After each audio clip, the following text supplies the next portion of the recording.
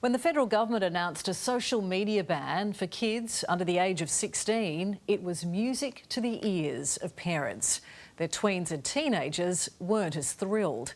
Now, the world first legislation has cleared another hurdle after a trial of age verification technology. I'm joined by Dr. Justin Coulson from Nine's Parental Guidance, which he co-hosts with our own Ali Langdon. Justin, you're a parenting expert. How important is this legislation for the safety of our kids? Right now in Australia, we have never before seen levels of anxiety and depression, mental health challenges. We're seeing young people posting and boasting and engaging in dangerous behaviours. This legislation can't come soon enough. And while there are some challenges around it that need to be acknowledged and worked through carefully, we've got exhausted parents, we've got teachers who are supposed to be teaching rather than dealing with discipline issues for things that are happening on screens outside of school. We need politicians who will make a change from the fecklessness that we've seen over the last 2 decades and do something to help Australian families and protect vulnerable children whose neurology is being hijacked by mendacious tech companies who care about one thing and one thing only, and that's addiction. I'm nodding in fierce agreement, as I think everyone watching at home is as well. But you do concede that there are some problems that this trial has thrown up, some curveballs. The facial recognition technology, it was miscalculating the age of some children, so they were accessing things that they shouldn't have. Are you worried that these problems won't be ironed out before the laws come in at the end of this year? Deb, right now, all children are accessing whatever they want. If some still manage to slip through, that's concerning. It's not ideal. But right now, anyone can do anything.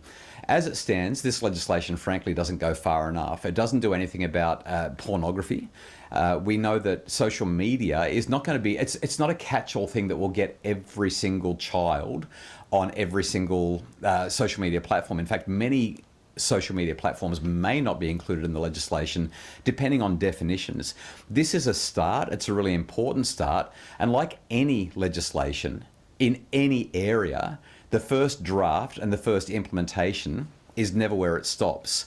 Legislation is an ongoing process, and as we implement and learn, then we make adjustments. Kids are so tech savvy, and whatever the laws are that they're brought in, surely they're going to find loopholes around it. Oh, I'm sure they will. You know that and I know that, and so does every parent who's got a tech-savvy kid.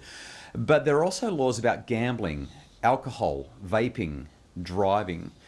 Kids find loopholes or ways to exploit those laws. In fact, plenty of adults find loopholes in taxation laws and who knows what else.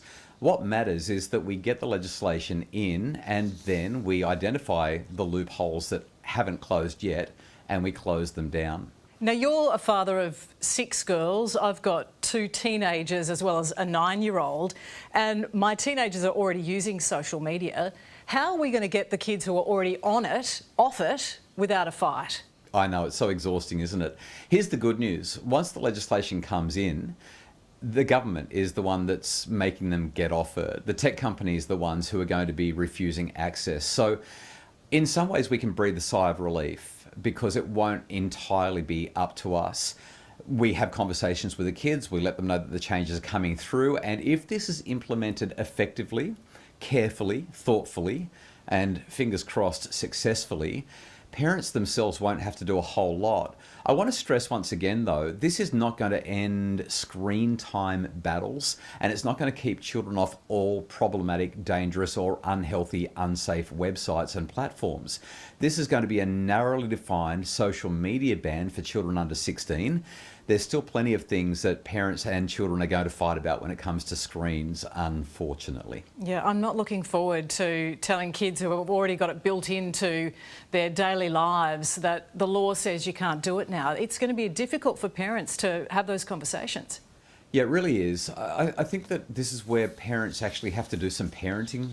As a parent, you are the prefrontal cortex of your family, right? Your kids don't have a fully developed, fully functioning, productive, efficient prefrontal cortex to see around corners, to think about consequences, and to make appropriate plans to keep themselves safe. They just don't know how to plan for the future. Big tech companies are exploiting their neurology.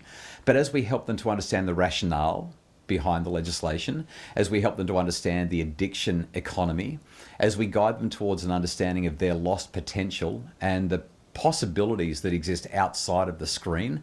Ideally, more children will actually get on board and see that there's some value in this. They'll identify how this works and integrate it into their lives in ways that hopefully reduce some stress on many parents. Let us all hope so. Justin, great to talk. Thank you. Thanks, Deb.